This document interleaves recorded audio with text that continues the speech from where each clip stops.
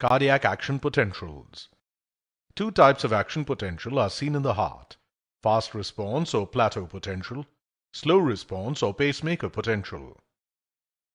Features of plateau potential seen in a typical ventricular muscle fiber. Resting membrane potential is -80 to -90 millivolt. 5 phases are phase 0, 1, 2, 3, and 4. Phase 0 or depolarization phase is due to opening of voltage-gated sodium channels and sodium influx. The initial rapid repolarization, phase 1, is due to closure of sodium channels and opening of potassium channels resulting in a potassium efflux.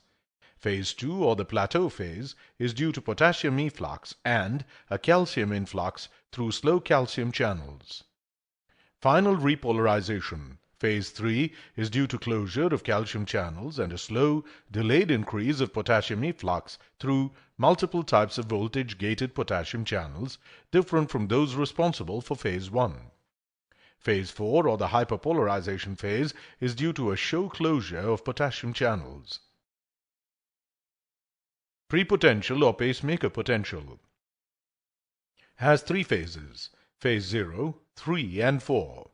RMP in pacemaker cells is -50 to -60 millivolt. Phase 0 or the depolarization phase is due to calcium influx through the calcium channels.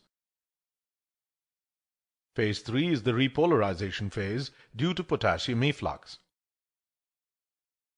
Phase 4 or hyperpolarization or prepotential phase is characterized by a spontaneous decline in potential to the firing level. The decline in potential in this phase is due to decline in potassium efflux, opening of H channel. Since this channel is activated following hyperpolarization, it is referred to as the H channel or F channel, which permits the movement of both sodium and potassium. Because of this unusual or funny activation, it is called the F channel. Since the movement of sodium predominates, there is a further decline in membrane potential and calcium influx through CAT channels, which completes the prepotential.